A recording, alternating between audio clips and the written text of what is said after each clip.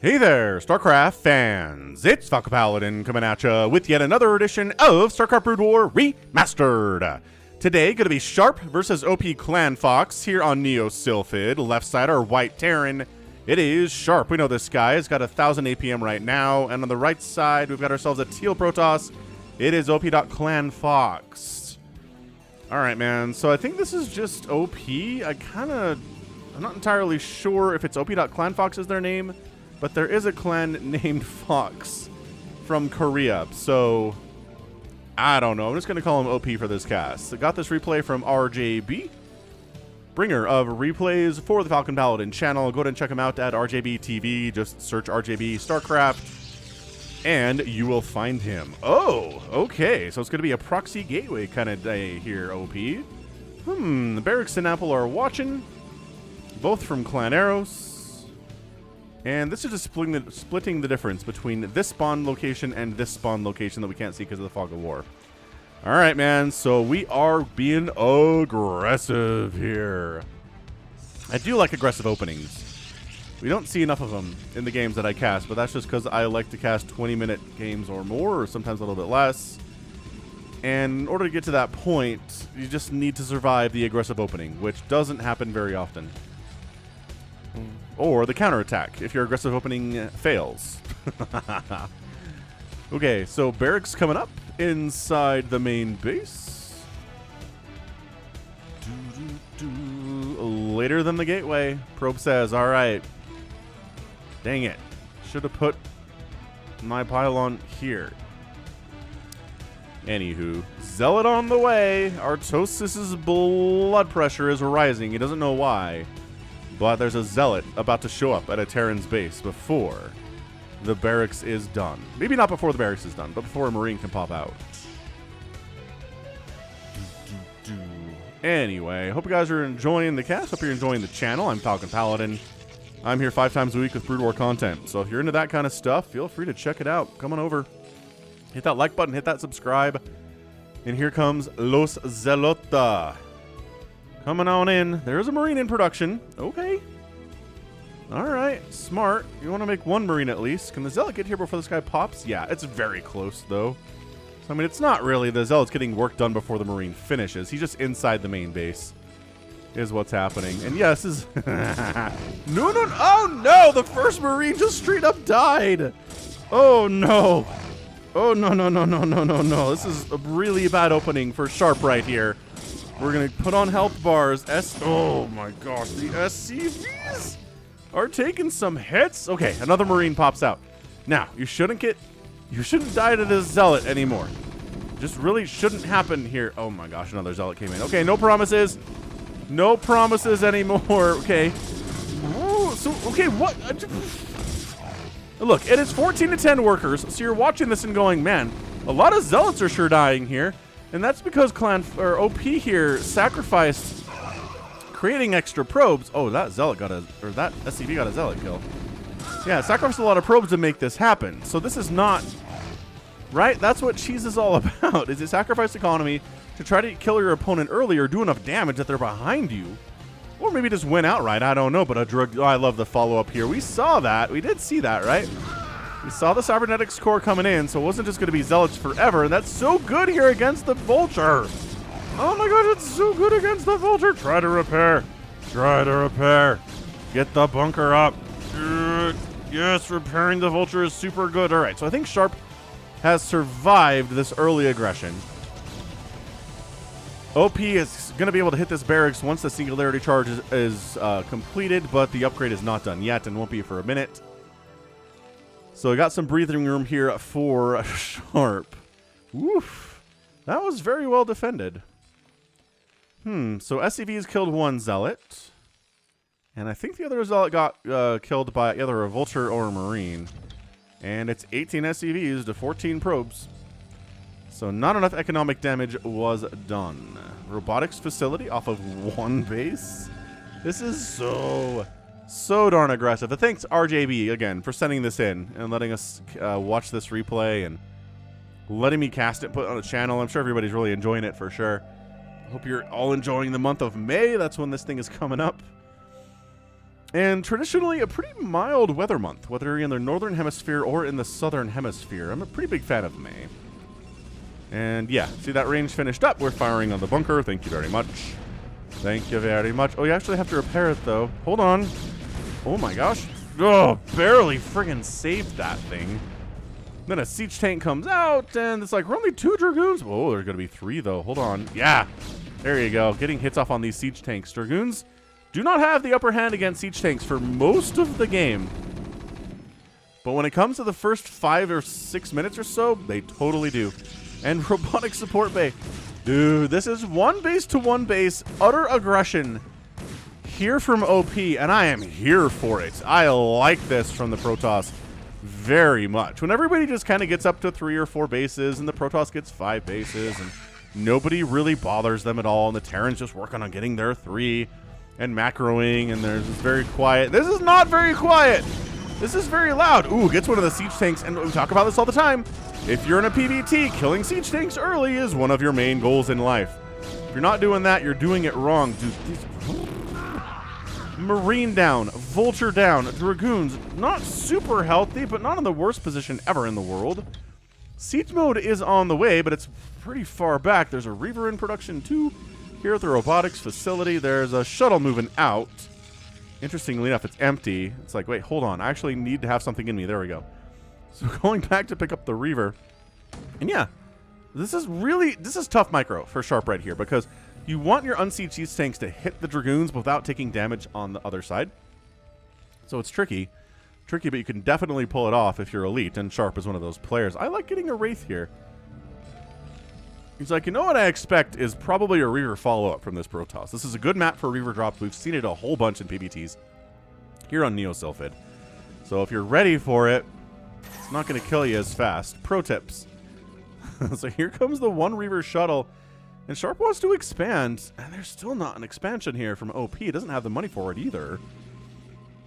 This is nuts. This is really interesting stuff. And where is my... There it is. There's the shuttle.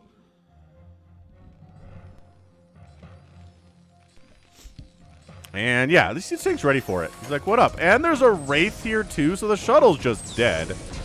You pretty much just have to unload. At some point, just unload the Reaver and take what damage you take. Okay, that's shut. I mean, that was as shut down as it's ever going to be a Reaver drop in a PvT. Getting the Wraith was inspired, but another tank dies. And the SCV building, the natural base dies. And more SCVs come in to help, but they're unsupported by anything. So they need to pull back. More workers. It's 23 to 23 workers right now, but guess who's got siege mode? Yeah, that's right. Sharp does. He's like, oh, kill another tank. We're sacrificing Dragoons to do this. Oh, he gets 2 more tanks. OP Clan Fox, you absolute boss. You are doing excellent work here, keeping that tank count low. There's 1. There's 1 siege tank here for Sharp right now. The Wraith's taking hits because it doesn't have Cloak. Why would you get Cloak against the Protoss? They're getting observers anyway because they're worried about the spider mines, and the natural base is so delayed right now. Another SCV dies. That's like the 3rd or 4th SCV that's died trying to build this command center. It's not a very wanted job among SCVs in this game. Like, please don't send me out there to rebuild or resume construction on the command center. Please, sir. I don't want to die. Natural base on the way from OP. He needs a 3rd. I would honestly go for a 3rd right about now. You just need extra bases compared to the Terran to beat him in a long-term macro game. Which, I don't know. Is Clan Fox super interested in that? Maybe he is. Maybe he isn't. I kind of like the idea of just trading Dragoons against tanks over and over and over again. So the tank count for Sharp is only ever like 2. And then just trying to win that way. But I don't know. I've never really seen a Protoss do that before. You can't keep the tank count that low. Like, no matter what you do against an elite Terran player, there's always going to be at least 3, 4, 5, 6 of them. A 6 is probably as good as you can expect at the 15 to 20 minute mark of a game like this. Although I will say, maybe one of the best examples of PvT I've ever seen in my entire casting career is a TPP featuring Flash as Terran and Light playing Protoss. Which, if you've been following my channel for any length of time, you've heard me talk about this game. It's sick. It is so good. Oh, okay. Just casually bringing the Wraith over. Is it the same Wraith? It is the same Wraith. Oh my gosh, gets a shuttle. What disgusting great Wraith play there from Sharp. But yeah, if you want to see an off-racing Light play PvT like an absolute concert violin. Like, just doing everything I tell Protoss players to do in these games. Let me know, and I'll put a link in the description. I'll respond to your comment, because I do read every comment anybody ever leaves on the channel, no matter from when, no matter how old the video is. People who have been here a while can attest to that.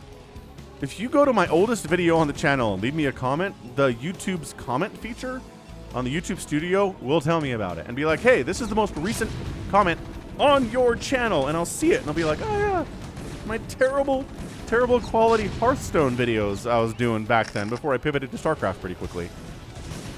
Good memories, good times.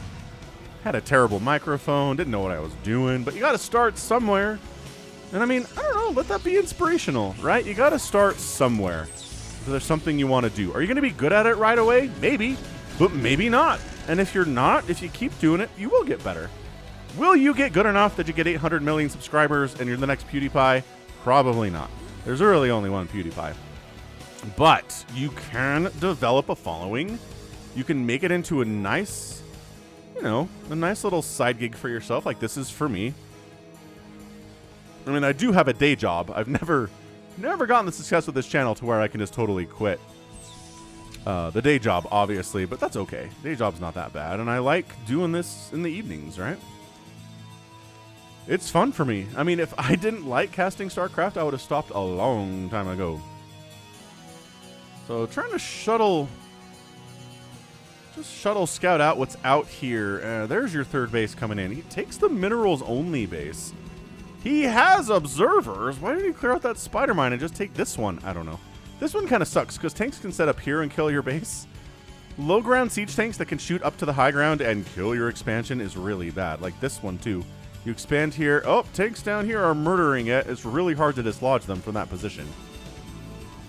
Anyway, what's the Terran doing? Anything crazy? No. Getting a third CC is a little bit nuts, I guess. But 3 CCs, like I said, standard in this matchup. For a long time it was 2, but really it's got to be 3 in the modern era of TBP. 3 base move outs with a bunch of siege tanks and upgrades and vultures and stuff are a lot more effective than the 2 base variety. Protoss fears them a lot more, and that's why we see some Protoss try desperately to keep the Terran from getting that third base. Which we've seen them do sometimes. We've seen them pull that off, right? With enough aggression, good enough upgrades, maybe a little stasis play as the Arbiter tech is on the way here. Yeah, so just clearing out spider mines, making it so that Sharp really has to engage if he wants this third base. He can't just walk an SCV up here and start building a third base. Or just float the command center from inside the main to this location. There's Dragoons here. They're threatening. Sharp recognizes this, and he's like, I'm actually send an escort over there to take a third, I suppose. Oh my gosh, 2 separate shuttle. Dude, 2 Reavers and 1 shuttle, huh? Oh, good scan. Great scan, actually. Anyway, oh my gosh, 4 vultures getting into the third base. Probe Massacre. Probe Massacre has arrived. We're down to 40 workers now to 50 for Sharp. And all of these vultures are dead, and they know it. But they are pretty pleased with themselves there. Third base, Sharp's like, is this safe to land here? And OP's like, no, it's not. And the command center's like, hey, thanks for the heads up. Bye. I don't know what heads up it got. What did you... I don't know how you saw this, but I guess you knew the Dragoons were down in this general vicinity, and they're just going to come up and mess with this anyways. This bait, he's like, hey, come over here and kill my command center. This siege tank probably won't be able to kill all of you if you stand there long enough. And spoiler alert, it is good enough to kill all of these Dragoons if they stay there long enough. Vehicle weapons on the way. Observer snipe. Okay, that's always good. Blinding your opponent a little bit is nice. Where is my... There's my vision. That's the one I want. Yeah. So here we go. The army actually has to move out.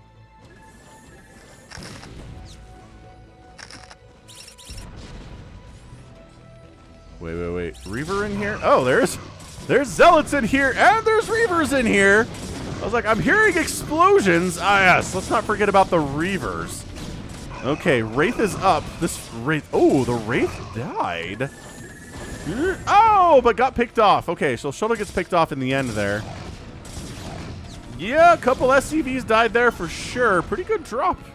The third base is like, oh man, these Dragoons could have really messed with this third base. Well, all that shenaniganry was happening inside the main, but maybe OP wasn't quite able to get that timing right. Maybe he was more interested in saturating his third base and keeping that protected than harassing the third base of the Terran. Fair enough. I mean, look, third base for Terran is bad enough. Once they start getting 4, 5, 6 total bases, that's when you know you've done messed up. You're just going to die once the Terran's on 4, 5, and 6 bases. Generally. Another observer snipe. Storm is on the way. Stasis getting researched. Speed for Zealots on the way here too. APM's very close. 340 to 340. Like as far as the play speed goes, both these players are doing about the same thing. Whew. So third base, happy from Sharp. He's still got a worker advantage here. Fourth base warping in now from OP, but the Vultures are here to mess with that a little bit. They can't, two of them can't really do much about a warping in Nexus. They recognize that, so they back the heck on out. But it is still, man, 0 upgrades here for the gateway units is a bit of a concern. +1 done for the vehicles is fantastic. Observers keep getting sniped here. Like more and more Terrans during this era of StarCraft are getting Goliaths out a little bit earlier than they used to. Like it used to be if you showed up with an Arbiter, then the Terran's like, I better make some Goliaths, I guess, but they're doing a better job just making 4 or 5, sniping off observers with them, and if there's another one. And if the Arbiter shows up, then yeah, absolutely. You got the Goliaths already. It's nice.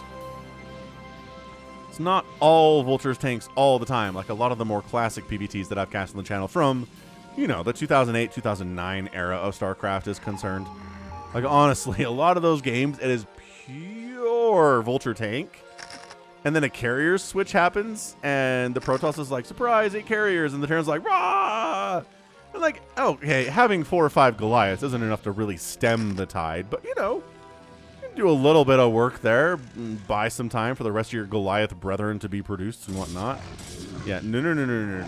You're good against Zealots, but not outnumbered 10 to like 12 to 2 there. No siree. I like we're just making obs.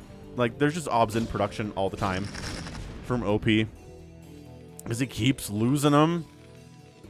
Observers are a good unit. What can I say? Recall on the way. Storm's about 50% complete.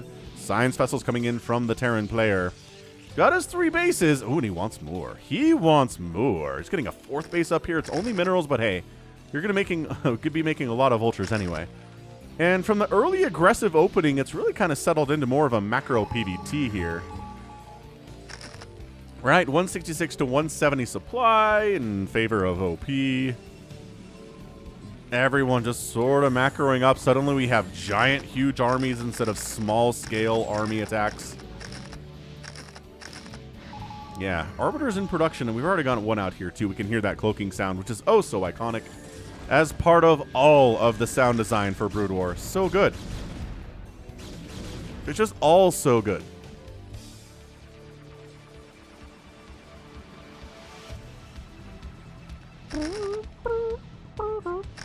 All right. We're setting up here. Good spider mine laying. That's really important stuff. You got to use your APM for that, Terrans. And are we just... I don't know. High ground siege tanks. A lot of high ground siege tanks. OP decides to back out. But just look at how well this avenue is covered if an attack on the 4th base happens. And shoving some tanks down here. Just moving them up. Doing a great job. Just defending what he wants to defend here is Sharp. It's fantastic. Faster observer movement. Maybe they can run away more quickly while the Goliaths are shooting them in the face. All right, you're running alone on the outskirts of the map. I know what you're up to, and you're just an observer, so you can't do anything. You observe. It's literally in your name. Zealot's kind of harassing a little bit here. The Arbiter's like,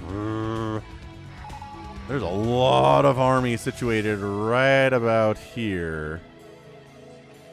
The Arbiter sneaking down this far left side and like getting into the natural, it would be pretty hot.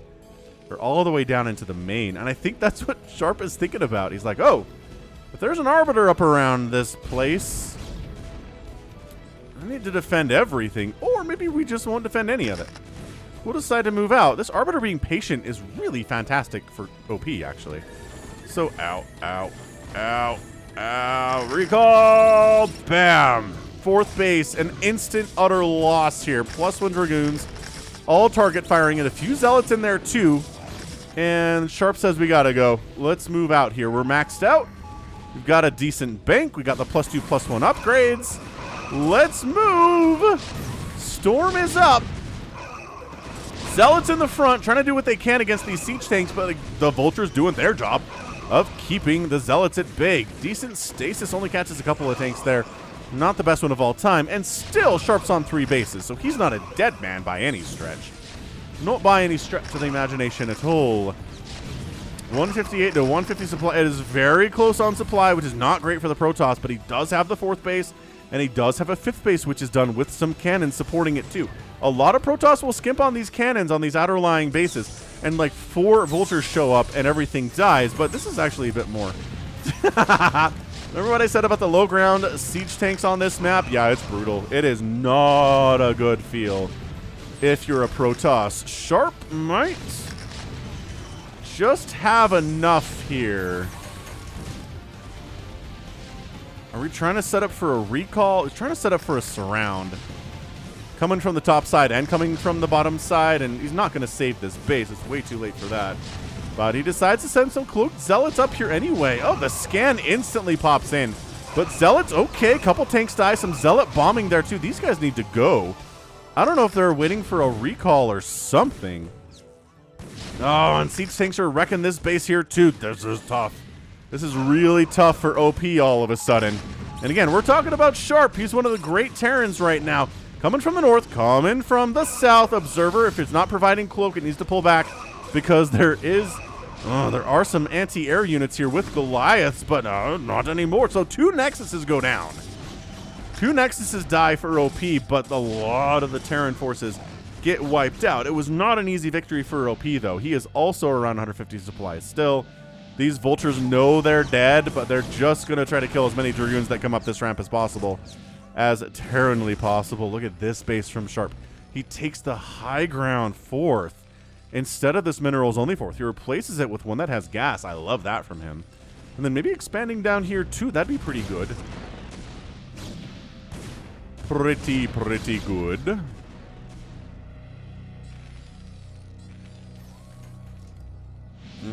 It's just not good for Sharp to be out supplying OP right now. 164 to 149. Some of that is workers from Sharp, so I think the army value is a little bit bigger for the Protoss, actually. Got 1/1 upgrades. He's working on +2 attack right now, but he should probably have +3 by now. Against the 2/2 of the Might of the Mech. Another Observer dies. Like, pour one out for every Observer that's died in this game. It's like 10. Feels like 10 obs, maybe more than that, but I mean, you're using them to keep track of the battle. They gotta be out there in the thick of it. 182 to 149 supply. OP can make, he's making 3 Nexuses, so if he can buy enough time, he might actually be able to come out on top of this game economically and whatnot. But that's a lot of siege mode sound. Defensive Matrix on that siege tank too. Gonna make it. That is just so many tanks. That is so many tanks from the north here. And sure, that siege tank went down, but there's still 17 of them up here that have to be broken through by, I don't know, 15 Dragoons. It's not really going to happen, boys. So it's now 148 to 106 supply, and I think Sharp has just done it. He got a 4th base early. That got shut down. He got a replacement 4th base, which is great, and then counterattacked and killed, straight up killed 2 of OP's bases, knocked him down to 3 total, and it's just been too much Terran. The damage has been done to both sides. But I think Sharp has done more than enough to win this game at this stage. We're at 24 minutes. It's 57 to 38 total workers. The army's looking okay down here from OP, but he needs some crazy stasis on these tanks, which is why they're staggered so much. You could stasis these guys and like stasis. This group's actually pretty clumped up right now, but they shouldn't be for very long. At least not when they're set up for their attack, which is definitely on its way. Yeah, this 12 o'clock base is pretty good. For OP, I love this Vulture's been here trying to kill this gateway for like 10 minutes now. Amazing. So yeah, stasis catches 2 science vessels and a siege tank. Is not really enough, it turns out. Another stasis, 4 tanks go down. Not enough Zealots in this group. It's really just Dragoons after the Vultures have done their work. High Templar getting sniped and target fired. Very, very well done. GG. OP.ClanFox has left the game, and Sharp is your winner here in 25 minutes and 2 seconds. Well, honestly played by Sharp. And I don't know, are we surprised by this outcome? Not so much, I don't think. I think Sharp is the more established player. This OP.ClanFox dude is a Korean, not as well known as Sharp is. In general, if you're not as well known as the player you're playing against, you don't have a great time in the game. So early aggression there from OP, trying to even the scales, maybe a little bit against someone who's better than him and he knows is better than he is. Got the proxy gateway up in the middle of the map, got Zealots in here, killed a Marine, killed a couple tanks. Really made sure that Sharp didn't have more than one tank at about the 6 or 7 or 8 minute mark of the game, which is fantastic. But then the natural base got established eventually after more harassment, and then OP was just behind. He got his natural base after the Terran got his second base up. His third base was a little bit late. And it's just, if you're not going to out-expand the Terran, you really need to be up on... You just need to be up on 3, 4, 5, maybe 6, 7 bases if you can pull it off here against a 3-basing Terran player to beat him. You have to expand aggressively, be aware to defend against the Vulture run-bys that will try to kill the probes at all of your expansions. And then can also continuously be aggressive with the Dragoons and Zealots that you have. It's tough to pull off. It takes an elite Protoss player to do it, but we've definitely seen elite... Man, definitely seen elite stuff, right? Anyway, truly fantastic PvT here. Let's go ahead and check out the final score. Hit that like button. Hit that subscribe if you enjoyed what you saw today. 128,000 points for OP versus 142,000 for Sharp. 0 points for the observers, as always. Sharp outproduced Protoss 439 to 245 and killed just about the same number as the Protoss player did. So again, the story is in the units tab. 13 buildings raised by Sharp, 7 for OP, which is kind of nice. And OP outspent Sharp by just about 2,000 minerals here. Maybe 500, maybe 600, and that is not enough to defeat a Terran player in a 25-minute macro game. Whew. All right, so well done, Sharp, and that's going to be it from me. This has been Falcon Paladin coming at you with yet another edition of StarCraft Brood War Remastered. Go ahead, hit that like button, hit that subscribe if you like what you saw and what you heard today. You can also catch me on Twitter, Facebook, Patreon, and Twitch, all at /Falcon Paladin. And until next time, as always, thank you so much for watching, and you take care of yourself.